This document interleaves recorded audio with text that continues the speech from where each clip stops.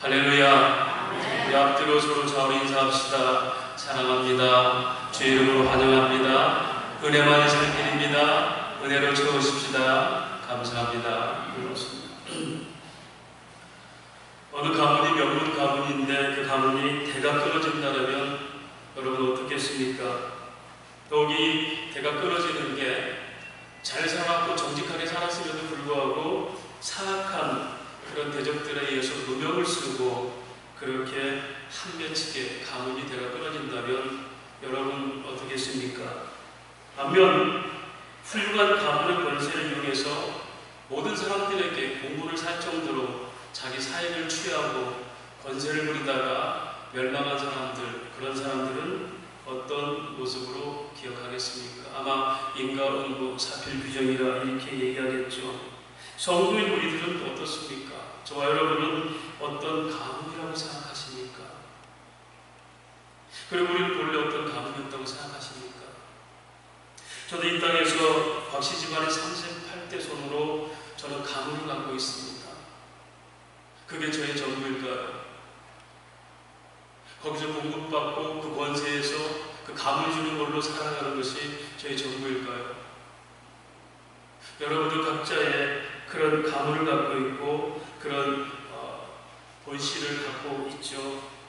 근데 성경은 이런 지상에서 있는 각자의 이런 가문 이전에 하나님 백성이라는 소유와 그 땅의 권세가 있다고 선포하십니다. 베드로전서 2장 9절에 잘 아시는 말씀처럼 너희는 택하신 족속이요, 하나님의 선택된 백성이라는 겁니다. 저와 여러분은 하나님의 선택된 백성의 가문입니다. 할렐루야.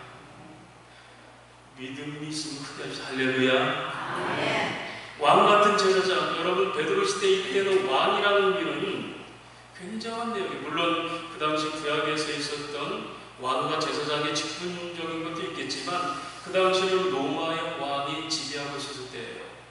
그때 이 베드로 전서는 지금 흩어져서 예수 때문에 흩어져서 있는 그 고난받는 사람들에게 하는 얘기. 너희가 지금 고난받고 지도자 없이 나그네처럼 살아도 로마 왕보다 훨씬 더 뛰어난 신분이야. 믿음은 현재 처한 이 환경이 내 가치를 결정하는 게 아니라 하나님이신 그분이 나를 어떻게 인정하는 걸, 그걸 보는 게 믿음입니다. 거룩한 나라입니다. 세상에 범접할 수 없는 구별된 백성들입니다. 또 그의 소유된 가문이에요. 여러분, 하나님의 소유는 하나님이 지키시고 하나님이 보장하십니다.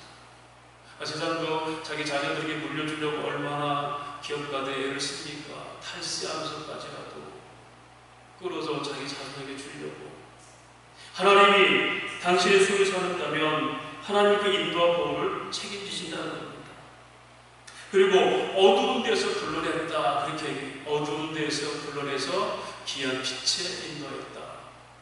여러분, 아담은 그렇게 아름다운 가문으로 태어났음에도 불구하고 죄를 지어서 사망 권세 어둠에 이르렀어요. 그런데 예수께서 십자가에 죽으심으로 그 후손인 우리들의 가문, 멸문지화를 당한 우리 가문을 예수의 가문으로, 다시 하나님의 가문으로 회복시켰어요. 그래서 베드로는 말합니다. 어두운 데 불러내서 귀한 빛으로 인도하셨다. 그 목적이 뭘까요? 이는 하나님의 덕을 선전하게 하려 함이라. 하나님, 제가 주의 이름으로 살아가고 있습니다. 뿐만일까요? 고린도전서 3장 21절 23절 말합니다. 그런즉 누구든지 사람을 자랑하지 말라. 만물이 다 너희 것이라. 너희는 그리스도 것이고 그리스도는 하나님 것이다. 하나님이 그리스도를 통해 우리에게 만물을 통치할 수 있는 권한을 주셨습니다. 이건 창세기 1장 28절에 너희가 생육 번성하며 땅을 정복하며 그리고 만물을 다스린다. 이게 하나님 나라고 저와 여러분이 가진 가문의 권세입니다. 그런데 이 가문이 한때 좋았다가 다 빼앗겨버리면 원수들의 손에서 빼앗기든지 대적들의 모함에서 빼앗기든지 관리를 잘못해서 빼앗겨버리면 일장 춘몽으로 끝날 텐데 성경은 그렇게 얘기하지 않아요. 로마서 8장 38절 39절 내가 확신하노니 사망이나 생명이나 천사들이나 권세자들이나 현재일이나 장래일이나 능력이나 높음이나 깊음이나 다른 어떤 피조물이라도 우리를 우리 주 예수 그리스도 사랑해서 끊을 자가 없으리라. 할렐루야. 이 가문, 그리스도 안에서 회복된 이 가문은 끊을 자가 없다라고 얘기해요. 여러분, 이렇게 우리가 하나님 나라 가문이 된 결과는 뭐겠습니까? 우리의 대의 명분이 있다는 겁니다. 여러분, 우리가 어떤 생활을 해도 내가 정말 명분이 있는가? 여러분 인생의 명분이 뭘까요? 어떤 일을 하는데 명분이 뭡니까? 여러분, 우리가 놓치지 말아야 할 것은 물건을 하나 사더라도 어떤 일을 토론 한 번 할지라도 그 명분이 뭔가? 그 명분만 뚜렷하다면 여러분, 그건 얼마든지 가치가 있어요. 집중할 가치가 있어요. 명분이 잘못된다면 고집 피우고 자기 관점에서 주장하고. 대의 명분이 세워졌습니다. 빌립보서 3장 7절 9절까지 사도 바울은 말합니다. 내가 이전에 모든 좋았던 것들을 다 내가 배설물로 여기는 것은 오직 그리스도 예수 안에서 내가 발견되고 가장 고상한 지식인 예수를 알기 때문입니다. 오늘 저 여러분이 어떤 상황에서도 부끄럽거나 두렵지 않은 것은 이 대의 명분이 우리에게 있다는 거예요. 예수가 길이요 진리요 생명인 겁니다. 할렐루야.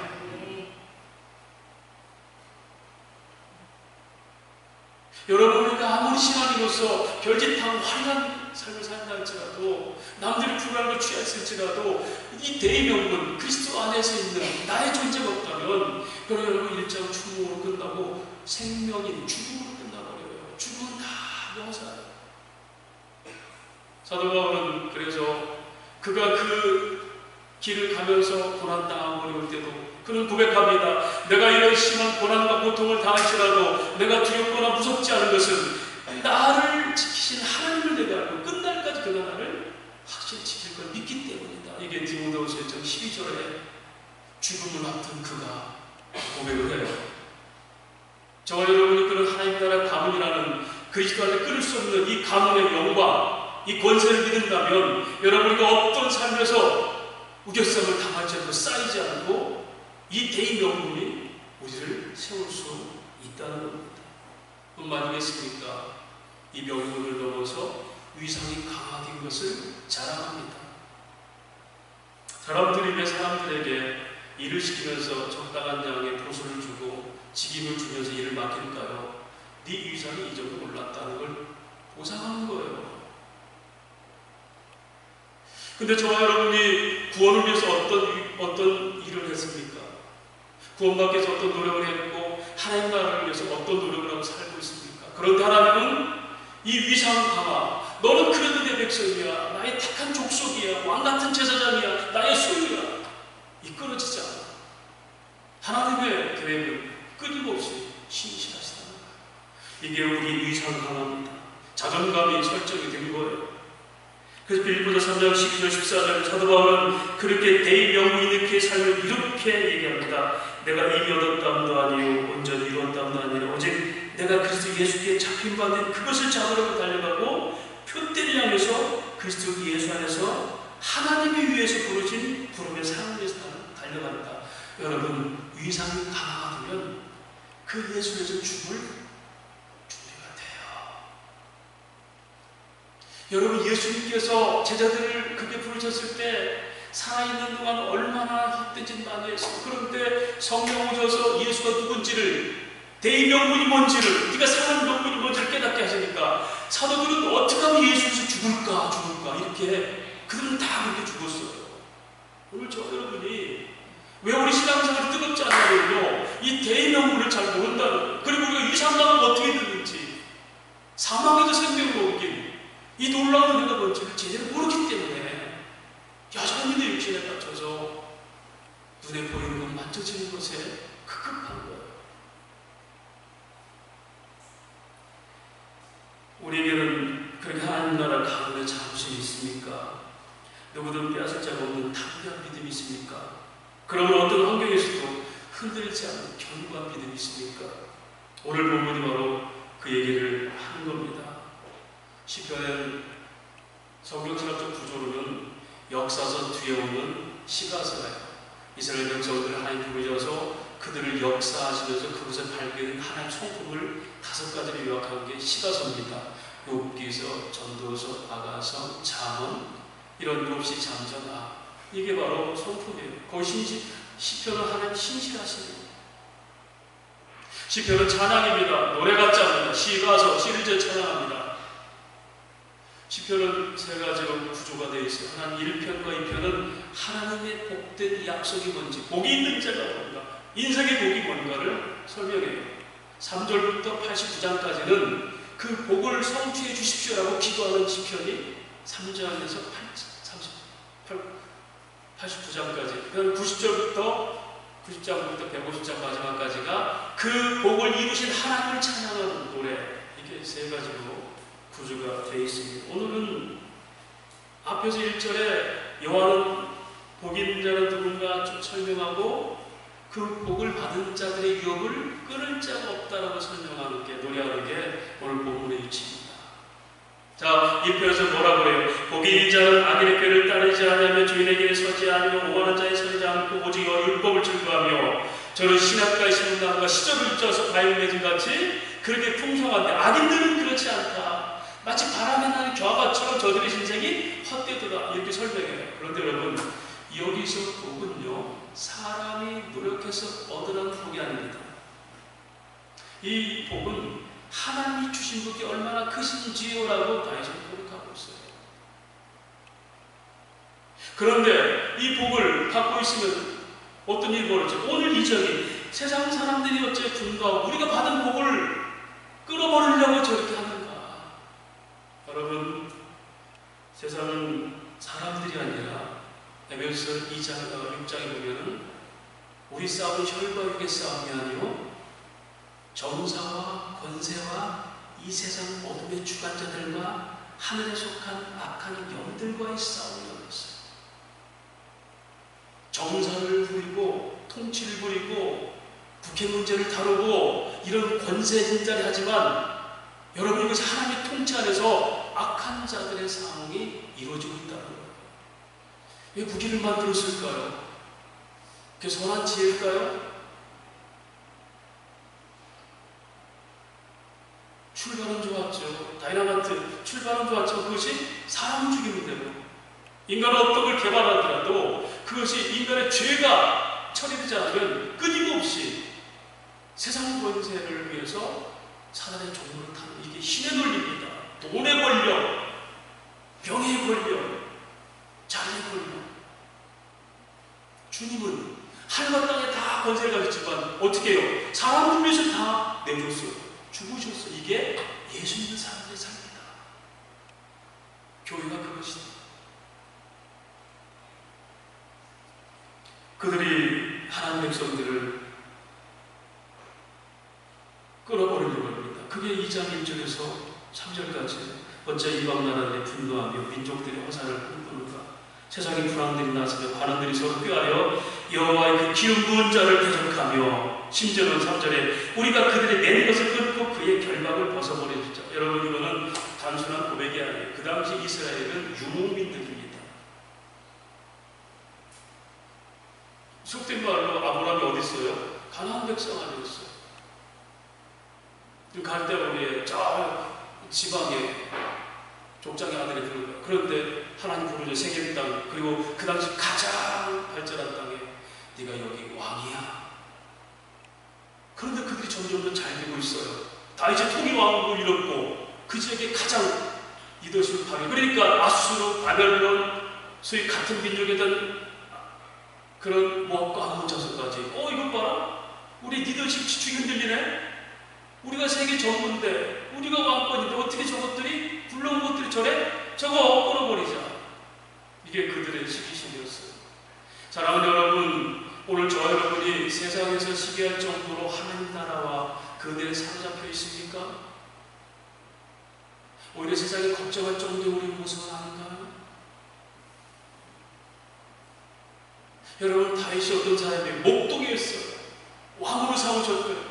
그런데 대적들에서 이기게 하셨고, 심지어 그가 흉악한 죄를 졌어도 용서하셨고, 그리고 그 아들 때까지 대를 이어서 하나님 복을 누리게 하셨거든요.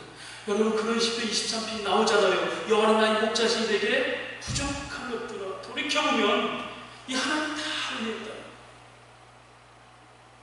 여러분 그 하나님의 복을 끊을 자가 있어요?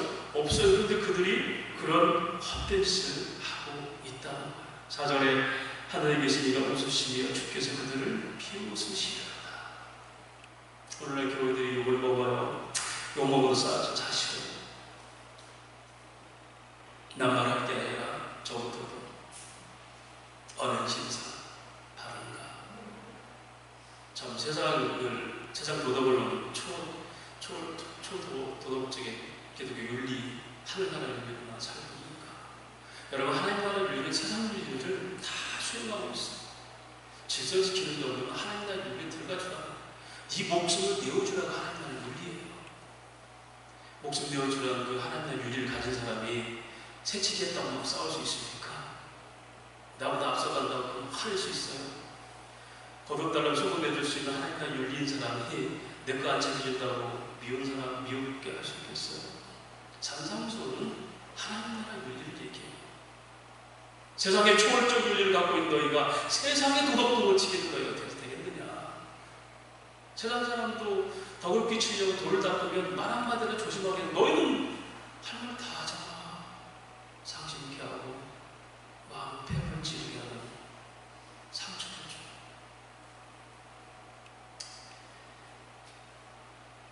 그들은 그렇게 지금 하고 있어요. 그럴 때 하나님께서 오히려 비웃습니다. 그러면서 5절 말씀 그때 불을 바라며 진노하자 그들을 놀라게 하여 이르기를 내가 나의 왕을 내 거룩한 산 시온에 세웠다리로다. 자 여기서 이제 모든 구약성경은 장차 오실 메시아에 대한 예언적 성격이에요. 예언서. 그리스도가 이 땅에 시온이 옵니까? 바로 교회 성전됨을 얘기해요. 자 이제 세상에서는 너희가 다윗이 물러나고 솔로몬이 물러나고 그 아들이 죄를 지어서 그렇게 남의 나라에 잡혀가는 이런 세상과 볼 때는 조금 달라진 게 보이죠. 한때쯤 여호와를 누리고 멸망해버리네 이렇게 될지라도 이걸 끊을 자가 없는 확실한 증거를 내가 보여줄게. 내 아들 예수가 이 땅에 와서 무너지지 않은 하나님 나라를 세울 거야. 그게 누구냐면 한 아이가 이 땅에 오는 예수야. 세상 어떤 권세라도 하나님 나라를 무너뜨릴 수 없어 라고 얘기해요.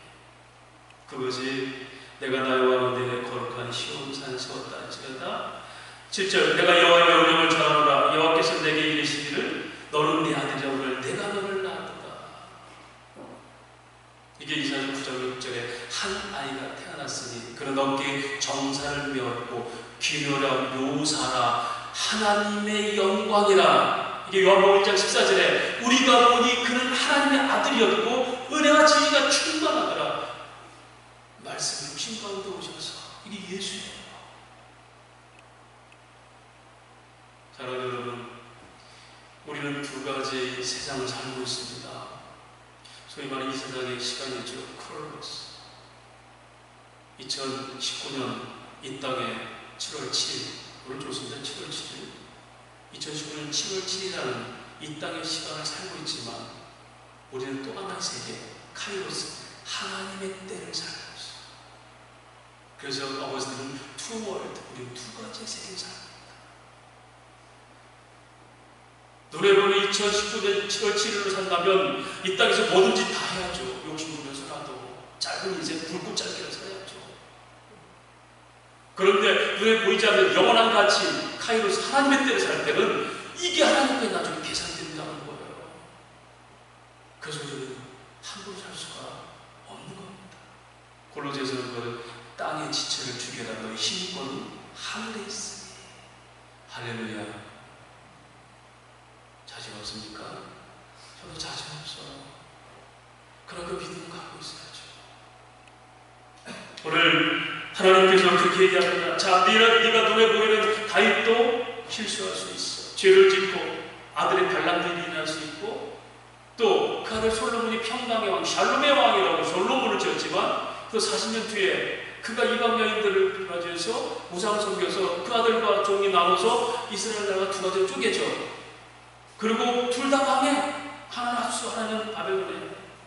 그러나 다시 돌아와. 왜냐하면 눈에 보이는 것들은 예수님도 별볼로 없는 것 같지만 이걸 끊을 수 없는 하나님의 언약을 온전히 입다기 위해서 내 아들 예수가 한 아들을 오고 왕권으로, 심지어는 8절에 내가 내게 구하라 이방 나라를 대유업으로 주리 내 소리가 땅끝까지 만민을 구하는 역사로 이루실 거야.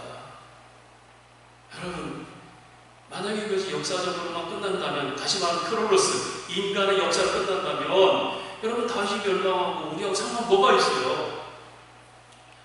중동에 나타난 예수가 우리가 무슨 상관이 있습니까? 제가 오늘 민방교회 교육을 갔는데 스님 한 분이 나와서 강연을 하는데 그럴 거예요. 우리들이 저도 불교를 하고 있지만 진짜 우리가 믿는 건 조상 귀신이에요. 우리 조상들은 자녀들이니까 알아듣지 우리 복 줄 수 있는 분 아닙니까? 그런데 저 중동에 있는 예수는 남의 나라를 왜 도와요? 사람들이 와 박수 치더라고요. 그 정도의 수준이에요. 여러분, 오늘 이걸 이중 언약 구조라고 해요. 지금 다윗이 얘기하는 이 시대는요, 누구를 얘기합니까? 장차 오신 메시아신 완성된 언약의 성취자 예수를 얘기하는 거예요. 그것이 역사 안에서 증명된 것이 성경입니다. 그게 신약입니다. 새 언약. 그리고 뭐라고 합니까? 이방 나라까지 내가, 이방 나라들 오히려 시기하는데 그들 나라까지 내가 다 주리라. 여러분, 이게 뭡니까? 너희는 말씀으로 땅을 정복하라. 이게 하나가 땅의 권세입니다. 제가 9년 전에 여기 올 때 어디 갔다 오다 저 2단지 입구에 도로를 딱 들었는데 하나님 마음을 막 주셔서 이 도시를 점령하라. 이 도시를 점령하라. 제 개인 얘기니까. 그래서 하나님, 교회들이 다 이렇게 패망하는 왕가처럼, 교회가 텅텅 비고 다 패망한 것처럼 힘도 없고 능력도 없고 옛날 이랬어, 옛날 은혜 받았어 이런 짓을 하고 있는 우리가 어떻게 이 도시를 정복할까요? 그건 네 생각이에요. 복음은 살아서 영원하고 능력은 결코 사라지지 않아. 복음이 가지고 있는 능력은 누구도 뺏을 수가 없네. 너희가 그 권세를 빼앗기고 세상의 주권들에 있는 거야. 그래서 제가 열정을 포기하지 않는 겁니다. 저는 디엘 모디를 알아요. 슬럼가에서 그저 별볼 없는 인생을 사는 구두 닦기 했던 그가, 하루하루도 못 먹고 사는 힘든 그가 에드워드 킴버리라는 사업가를 만나서 구두를 닦았는데 일부를 주는 거예요. 그래서 20대 되니까 80대 되면 나는 돌려주니까, 아니야, 이거 당신 가지세요. 내가 줄 수 있는 이거밖에 없어요. 당신이 필요한 이 정도 나는 돈을 줄 수밖에 없는데 내가 줄 수 없는 영원한 영생을 주는 분이 있어요. 그분이 예수예요. 당신 예수 믿으세요. 그 한마디에 그가 마음으로 예수 믿고 초등학교도 안 나온 그가 일생에 100만 명을 전도하는 사람이 됐어요. 저는 그게 도시를 정복하는 능력이라고 생각해요. 젊은이들이 매력 있는 교회가 어떤 교회입니까? 그래요. 신앙, 경제, 용서, 신앙, 경제, 사랑. 젊은이들이 여기서 먹고 사는 문제 된다고 막 모이겠죠. 그거 교회 아닙니다, 여러분.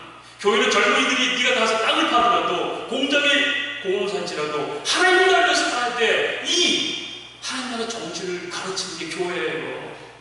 한 사람께 만들면 100만 명이 돼요. 저는 그 에너지를 믿어요. 숫자가 중요한 게 아니라 하나님 주신 영혼들이 어떻게 그 하나님의 에너지를 살 수 있는가. 이걸 뭐라고 해요? 영향력이에요. 그렇게 신분이 이상화가 되고 대의명분이 있다면 이제 죽어도 괜찮아요. 뭐가 두려워요? 그걸 벗어버리고 땅에 있는 거. 여러분, 그 당시에 얼마나 겁이 납니까? 다윗도요, 살려고 블레셋 가서 침 흘리면서 미친 척을 했어요. 비겁하잖아요, 하나님 백성이. 근데 그것조차 하나님의 경전을 배우는 능력이었어요. 시편 기자는 말합니다.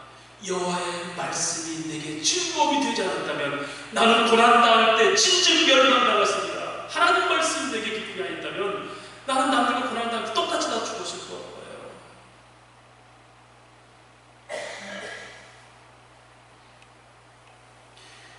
이방 나라들이 어떤 짓을 해도 다윗은 알아요. 땅끝까지 네 소리가 들려. 심지어 구절에 네가 철장으로 그들을 깨뜨리며 질그릇같이 부수리로다. 여러분, 그렇게 살아온 원세는 그리스도 예수를 십자가에 못 박고 죽이면 하나님과 언약이 끊어질 줄 알았어요. 그런데 그곳에서 그들의 결박을 풀어버렸어요. 사막에 묶인 죄인들의 결박을 풀어버립니다. 거침없는 인생을 살 수 있도록 거기서 우연히 부활하신 거예요. 이게 기독교입니다.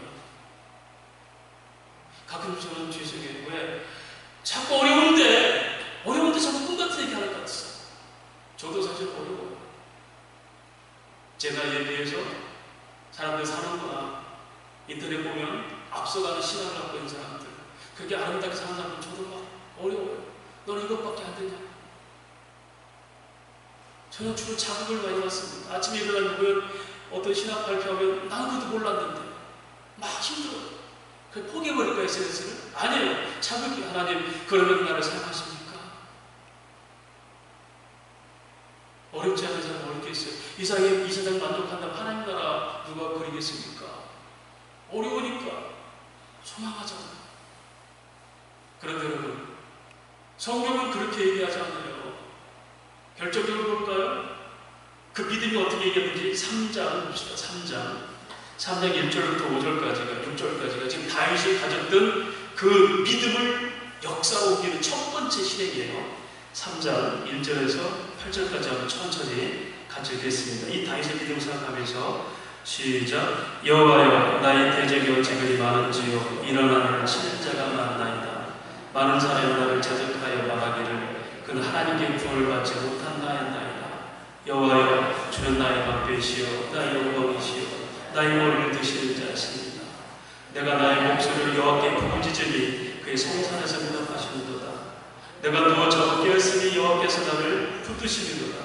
천만인이 나를 에워싸 지치지라도 나는 두려워하지 아니하리이다. 여호와 일어나소서. 나의 하나님이 나를 도와소서. 주께서 나의 모든 원수의 뺨을 치시며 악인의 일을 꺾으셨나이다. 구원은 여호와께 있사오니 주의 복을 주의 백성에게 내리소서. 할렐루야. 여러분, 이것은 그 아들 압살롬이 아버지를 반역해서 지금 도망다니면서 지은 시편이에요. 압살롬이 왜 반역했을까요? 아버지 다윗은 파렴치한 범죄인 아닙니까? 남의 아내를 빼앗고 남편을 살인 교사까지 했잖아요. 그러면 다윗 같으면, 아니 저와 여러분 같으면 아들이 그런 거 어쩔 수가 없어. 왜? 내가 그렇게 죄를 뿌렸으니 당해도 싸지. 이러고 겸손이 아니라 절망으로 끝나겠죠. 다윗은 아니에요. 하나님 나는 맞아요. 의의가 없어요. 나는 무슨 할 수 있어요. 그러나 하나님 나를 용서하시고 하나님 나를 끝까지 책임지시고 하나님 언약이 내게 있습니다. 그래서 나는 두렵지 않습니다. 설명 볼까요? 7절에 보면 3장 7절에 여호와 일어나소서. 나의 하나님이여 나를 구원하소서. 주께서 나의 모든 원수의 뺨을 치시며 악인의 일을 꺾으실 겁니까? 꺾으셨나이다. 할렐루야. 여러분, 우리가 예수를 믿는 건 2000년 전에 그 역사를 이룬 걸 믿는 거예요. 다시는 그리스도 예수 안에 자는 정죄하며 없나니 이런 성령의 생명의 법이 주야 사망에서 너희를 해방하였습니다. 할렐루야. 그걸 첫 번째로 실행한 게 시편 3편이에요. 압살롬이 아버지를 둘러싸고 이제 죽이려고 군사들 모았어요. 그래 그 속에서 말합니다. 10,000명이 나를 둘러치면서 나는 두렵지 않습니다. 왜요? 여호와께서 나의 기도를 들으시고 악인들을 꺾으실 거라기 때문에. 압살롬은 어떻게 돼요? 죽잖아요. 오늘 저와 여러분이 세상의 화살을 꿈꾸는 사람들 때문에 우리의 가진 언약을 자꾸 못하게 하면 안 돼요. 사단은요, 우리에게 주신 하나님의 꿈과 강한 아름다움들을 자꾸 희석시키려고 유혹합니다. 눈을 어디 돌려요? 하나님의 약속이 아니라 세상을 보는 거예요. 누가 당했습니까? 예수께서 성령에 끌려서 광해 시험 받을 때에 사단이 말하죠. 저런 많은 걸 다 보여주면서 자, 네가 나에게만 경배하라. 그러면 이거 줄게. 오늘날 세상은 그렇게 우리를 유혹합니다. 천국은 죽어서 나가는 아직 이루지 않은 나라고 지금 네가 사는 건 사는 거야. 네가 나에게만 경배하면 내가 줄게. 이 화려한 것들. 심지어 인기 연예인들은 그래서 영배들 가서 영혼을 팔고 기도를 받는 거예요. 인기를 위해서 내 영혼도 바칩니다. 그럼 예수님 뭐라고 그래요? 사단아 물러가라. 나는 오직 주 하나님만 경배할 뿐이다. 지가 세상, 여러분 그 사단이 주는 세상이에요? 우리가 있는 땅의 번제들이 사단 것 같습니다. 이것은 속임수예요. 땅과 하늘의 번제는 하나님께 있어요. 할렐루야. 하나님께. 죄송한 얘기지만 사랑해서 결혼하려고 결혼반지 찾으러 갔다가 하필이면 그 건물을 부러져 죽어요? 그런 일 있었죠 이번에? 죽어야 될 이유가 뭐가 있어요 지금?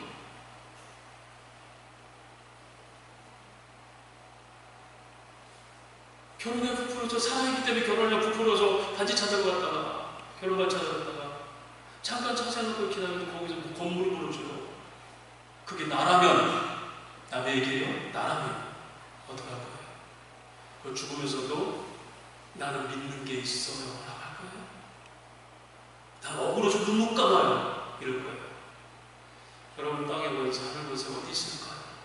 마태복음 28장에 말합니다. 하늘과 땅의 권세를 아버지께서 내게 주시니 내가 너희를 보내노라. 너희는 가서 모든 족속으로 내 이름으로 세례를 받게 하고 분부하여 가르쳐 지킨 것을 가르쳐 지키라. 왜? 하늘 나라가 너희 권세라는 걸 너희가 가르쳐 지키라. 할렐루야. 눈에 보이는 건 잠깐. 교회는 그걸 가르치는 겁니다. 여기서 어떻게 돈벌이하고 어떻게 살아가고 처자를 가르치는 게 아닙니다. 그런데 그렇게 주님이 철저하게 그들을 깨뜨리는 주님이 그들의 창과 칼에서 피를 흘리면서 그분이 죽으신 것, 우리에게 있는 모든 저주, 언약이 끊어진 저주를 그분이 다 당하시고 우리를 속량하심으로 우리가 다시 하나님의 언약으로 이어진 에덴 쫓겨난 신라원 당한 인간이 처음부터 하나님 가문이었지만 죄를 지어 쫓겨났는데 그리스도를 통해서 다시 가문이 이어진, 이걸 뭐라고 해요? 구원과 영생이라고. 할렐루야. 이게 바로 저예요. 10절 그런 주 군왕들아 너는 지혜를 얻으며 세상의 재판자들아 너는 교훈을 받을지어다. 여호와를 경외하고 섬기며 떨며 즐거워할지어다. 그의 아들에게 입맞추라. 그렇지 않으면 진노하심으로 너희가 길에서 망하리니 그의 진노가 급하시니라. 여호와께 피하는 모든 사람은 복이 있도다. 그 당시 역사로 들어갈까요? 아수르가 이스라엘, 북쪽 이스라엘을 지배했죠. 바벨론은 남쪽 이스라엘을 지배했죠. BC 586년, BC 721년에 역사에 일어난 일이에요. 그런데 그 놀랍던 제국주의가 어떻게 됐어요? 아수르는 다른 나라에 망망을 바벨론은 페르시아에 멸망을 버렸죠. 하나님 대적받은 모든 지상의 제국주의를 다 멸망했어요. 신성 로마 제국까지 모든 제국이 다 멸망했어요. 그런데 힘없이 죽어간 십자가의 예수는 사람들의 마음을 다 지배하는 겁니다. 할렐루야. 나폴레옹의 이게 유언이에요. 마지막 말이에요. 나는 힘과 권력으로 세상을 다 정복하려는데 나는 한평의 땅만 얻고 죽는데 예수는 칼도 없이 피 흘려 죽었는데 어떻게 세상 사람들과 살아남느냐. 그게 하나님 나라입니다. 여러분. 하나님 나라.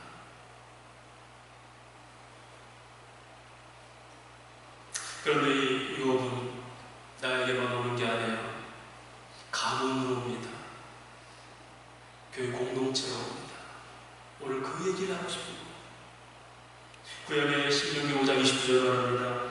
다만 그들이 한정이같이 마음을 품어 나를 경외하며 내 모든 명령을 지켜서 그들과 그 자손이 영원히 복받기를 원하느니라. 따라서 합시다. 그들과 그 자손이 영원히 복받기를 원한다. 다시 합시다. 나와 내 자손이 영원히 복받기를 원합니다. 누가요? 하나님이 원하신다. 할렐루야. 우리의 가문은 나로 끝나는 게 아니에요.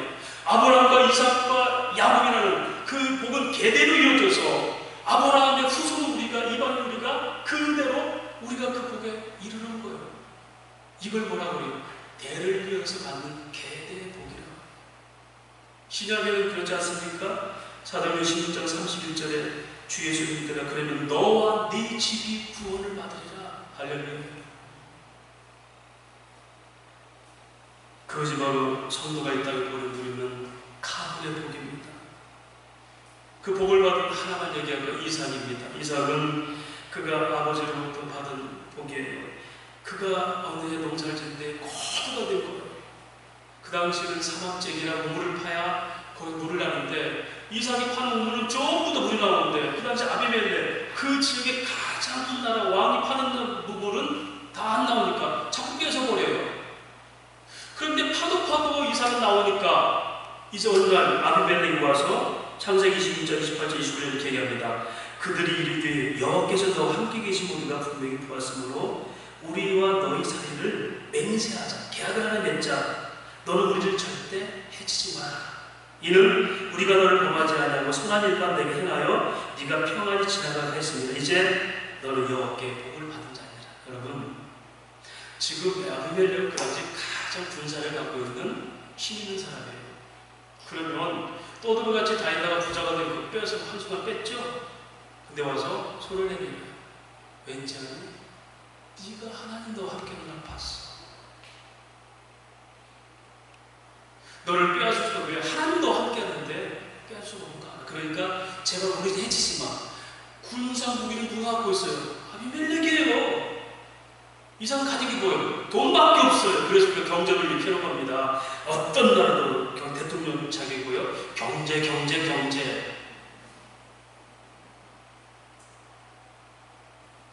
이게 세상의 논리예요. 그런데 여러분, 이삭이 받은 복이 뭘까요? 돈이에요. 그래서 돈 열심히 벌면 됩니까? 여러분, 돈만 많이 벌면 세상을 평화를 이루어요? 그 창세기 26장 14절에 바로 앞에 뭐라고 하냐면 그 밤에 여호와께서 그에게 나타나 이르시되 나는 네 아버지 아브라함의 하나님이니 두려워하지 말라. 내 종 아브라함을 위하여 내가 너와 함께해서 내게 복을 주어 내 자손을 번성케 하리라. 뭐라고 합니까? 그의 복은 뭐죠? 돈이 아니라 하나님의 언약이었어. 네 아버지 아브라함에게 줬던 언약처럼 내가 너가 복받게 할 거고 거부가 될게. 그 하나님의 언약의 복인 줄 모르는 사람들은 그 돈이 많았으니까 힘이 있어, 권력이 있으니까 힘이 있어. 권력 무상, 재물이 무상인 경우는 다 알잖아요. 사랑하는 여러분, 우리가 이 땅에 꿈꾼 것은 눈에 나타난 권력과 힘이 아니고 그 세상 권세가 주는 걸 사람이 끊임없이 만국천을 보면서 화려함을 보면서 네가 절만해, 네 영혼만 내게 줘, 그럼 내가 줄게. 그건 다 가짜야. 줄 수도 없어. 하나님의 언약이 너를 복되게 하는 거야. 저와 여러분이 우리 자녀들에게 그 복을 함께하는, 전수하는 믿음의 사람들이에요. 그거를 시편 37편에는 이렇게 얘기합니다. 여호와를 기뻐하라. 그러면 그가 네 마음의 소원을 이루어주시리라. 기뻐하는 건 뭡니까? 하나님 늘 앞서고 오늘 말씀에요. 여호와를 경외하고 섬기며 떨며 즐겨할지라. 2장 11절에 그러므로 너희는 여호와를 경외해야 되네. 그게 복을 지키는 거고 주신 복을 빼앗기지 않는 방법이고 세상 어떤 것도 너희를 침범하지 못하는 하나님의 능력이야. 말씀을 정리하겠습니다. 사단은 끊임없이 우리가 받은 복을 물타기를 합니다. 그래서 예수님이 시작했듯이 하늘 권세가 마치 자기 있는 것처럼 돈의 노예가 되고 권력의 노예가 되고 자존심의 노예가 되고 생각과 이상의 노예가 되게 합니다. 그러나 주님 말씀하셨습니다. 사단을 물러가라. 기록된 말씀대로 한다. 주 너희 하나님을 경배하고 그를 섬기려 했다. 사단이 떠나버립니다. 우리는 수시각각 이런 유혹들을 받고 삽니다. 그런데 여러분, 그런 사단에 빠져서 미혹돼서 종으로 타는 사람들이 많아요. 힘의 논리, 수의 논리. 주님 말씀하셨습니다. 너희 수의 넉넉함이 구원이 아니라 오직 아버지의 뜻이 있는 자가 구원이다. 천국 들어가는 것이 낙타와 함께같이 들어가는 더 힘든다는 줄 모르냐. 그래서 우리의 영적인 소위 영적 라이프 스타일을 바꿔야 됩니다. 육신의 라이프 스타일이 아니라 나는 이 시간 꼭 이걸 해야 되가 아니라 하나님 원하시는 것을 바꿔버리세요. 그게 뭐죠? 이게 시편 1편에 복이 있는 자는 주야로 말씀을 묵상하며 그 복을 누린 비결입니다. 말씀과 기도가 바로 그거예요. 여러분이 보내는 시간들 단 10분씩 아껴서 말씀 묵상하는 시간 보내고 기도하는 시간 보내보세요. 하나님과 사귐이 내가 정말 하나님과 관계가 있는 거지. 그걸 확인하고 묵상 시간 가져보세요.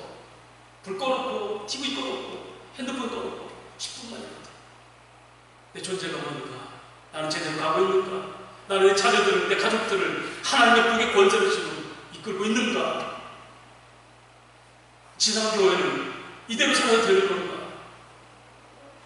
뭐 줄이고 못 말하는.